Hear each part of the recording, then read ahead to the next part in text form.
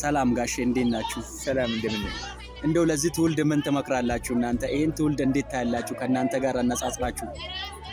መልካም ነው መልካም። ይሄ ትውልድ ወደፊቱ ምድሪቷን የሚወርሱ መልካም ስራ እንዲሰሩ መልካም ሆኖ እንዲያድጉ እንመኛለን።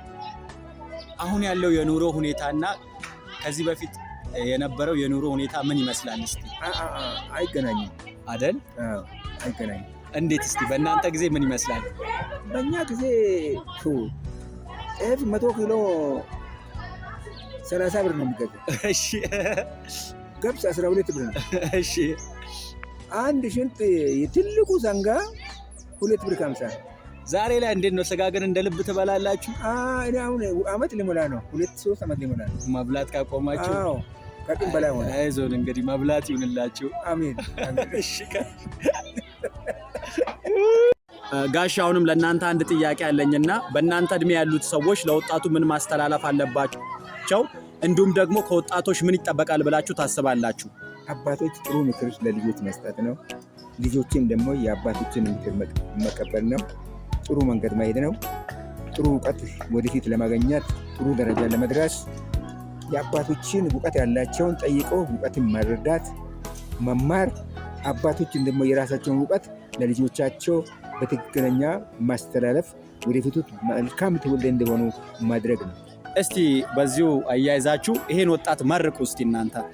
ይሄን ወጣት እግዚአብሔር አምላክ ወደፊቱ ምድሪቷን የሚወርሱ ታላቅ ሕዝብ ይሁኑ። አሜን። እግዚአብሔር ከነሱ ጋር ይሁን። አሜን። ትልቁ ነገር እግዚአብሔርን ማፍራት ነው። አሜን። ከዛ በኋላ ምንድነው? እግዚአብሔርን ማፍራት፣ አባት እናትን ማፍራት አስቀድሞ እግዚአብሔርን ማፍራት ነው ይላል። ስለዚህ ይሄ ነገር ለነሱም እንደሆነላቸው በጣም እግዚአብሔርን እንለምናለን። እግዚአብሔር ይባርካቸው። እሺ አመሰግናለሁ ጋሼ ስለነበረን ቆይታ። ሌላ ጊዜ ደግሞ በሌላ ምክር በሌላ ሀሳብ እንገናኛለን። ተባረኩ። እሺ እናመሰግናቸዋለን።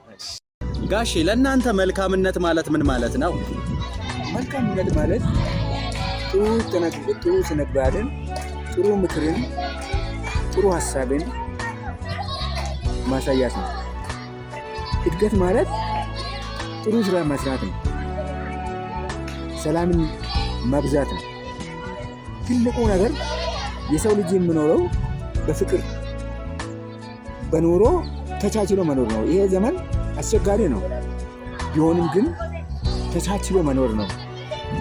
ድሮ 30 ብር የምንለው አሁን 6000 ቢሆንም ግን ነገሩ ገንዘቡ ብዙ ቢሆንም ደግሞ የምናገኘው ነገር በጣም ትንሽ ቢሆንም ያው ተቻችለን እየኖረን ነው።